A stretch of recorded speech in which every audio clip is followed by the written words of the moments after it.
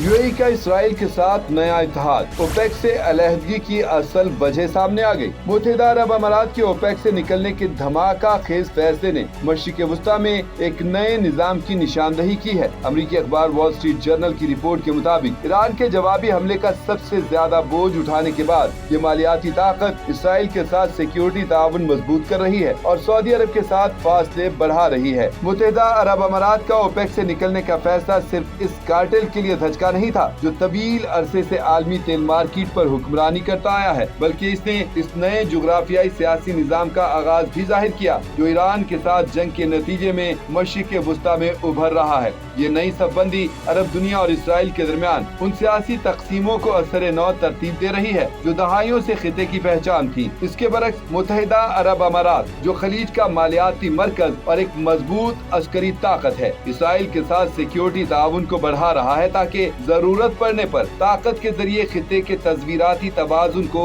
तब्दील किया जा सके। जराये के मुताबिक इसराइल ने हाल ही में अपनी आयरन डोम मिसाइल दिफाई टेक्नोलॉजी और इसे चलाने के लिए फौजी एहलकार खलीजी रियासत को भेजे जो अरब दुनिया के दीगर हिस्सों में नाकाबिले तसव्वुर है। ये जंग मुत्तहिदा अरब अमारात जो एक छोटी मगर बेहद अमीर रियासती फेडरेशन है, इसको ये मौका दे रही है कि वो अपने बड़े पड़ोसी सऊदी अरब के साए से निकलकर इलाकाई ताकत के तौर पर अपनी ख्वाहिशात का इजहार करे। मुत्तहिदा अरब अमारात ने अपनी नई तरजीहात का वाज़ेह इशारा उस वक्त दिया जब उसने तेल बरामद करने वाले ममालिक की तंजीम ओपेक से निकलने का ऐलान ऐन उस वक्त किया जब खलीजी रहनुमा सऊदी अरब में इत्तेहाद का मुजाहरा करने के लिए जमा थे। अमाराती हुकाम के मुताबिक ये फैसला जानबूझकर किया गया ताकि ये पैगाम दिया जा सके कि मुत्तहिदा अरब अमारात के कौमी मफादात सबसे पहले हैं। अमारात अरब लीग और इस्लामी ताउन तंजीम समेत दीगर इदारों के साथ अपने ताल्लुकात पर भी नजरसानी कर रहा है, अगरचे फिलहाल मजीद किसी तंजीम से निकलने का इरादा नहीं है। ओपेक छोड़ने के अमली असबाब भी हैं। पैदावार की पाबंदियों ने उसकी तकरीबन 30% सलाहियत को महदूद कर रखा है,